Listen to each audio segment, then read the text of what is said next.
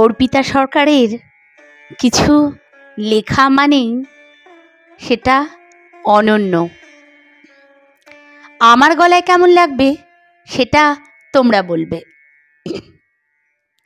শোনো, কিছু প্রেম কাহিনী প্রেমের কবিতা বা লাল গোলাপের সুবাস দিয়ে শুরু হয় না। নায়ক নায়িকা বুঝতেই পারে না তারা একে অপরের পরিপূরক হয়ে উঠেছে। শুধু অনুভূতির চুপি চুপি আদান প্রদান ঘটে তাদের অবচেতনেই। রিমা জানতো তার অসমান ব্রণ ওঠা গাল, রোগা রোগা অপুষ্ট শরীর দেখে কোনো পুরুষেরই মন গলবে না। রিমার সহোদর বোন কিন্তু যথেষ্ট সুন্দরী, তাই তার জীবনে প্রেমও এসেছে বারংবার। অবশেষে জবা বিবাহিত, সংসারী।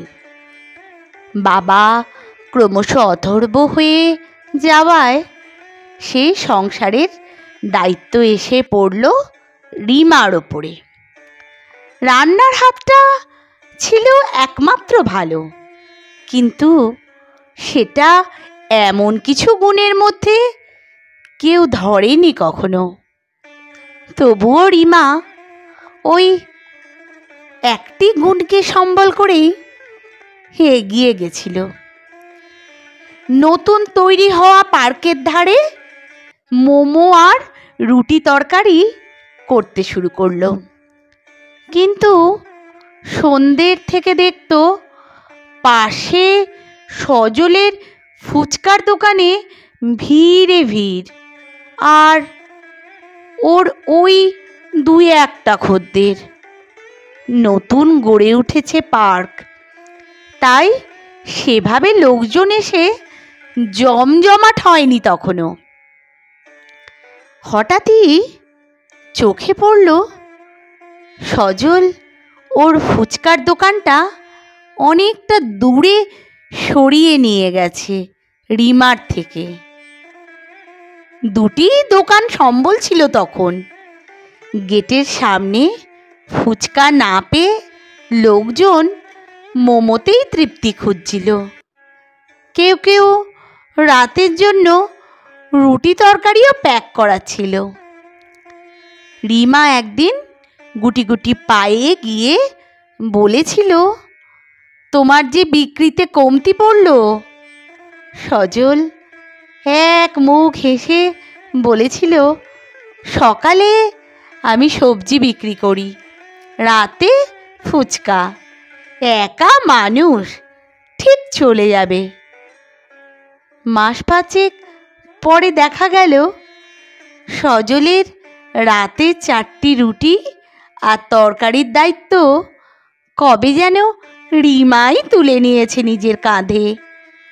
সজল প্রথমে সংকোচে, পরে অধিকার বোধেই মেনে নিয়ে এই নরম যত্নটুকু চলতে লাগলো।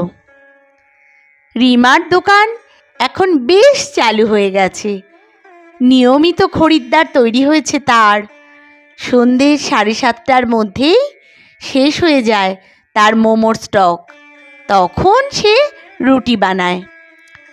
সজলের ফুচকার দোকানটা এগিয়ে এলো রিমার পাশে, কারণ পৌরসভা থেকে বাকি ঠেলাদের জায়গা নির্দিষ্ট করে দিচ্ছিল।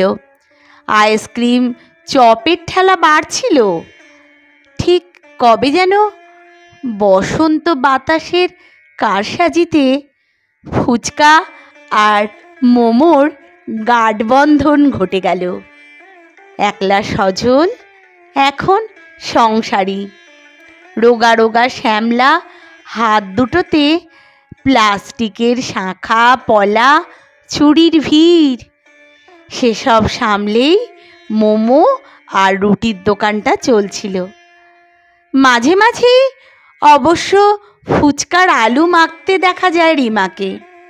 কখনো সজলকে দেখা যায় দ্রুত হাতে রুটি প্যাক করছে।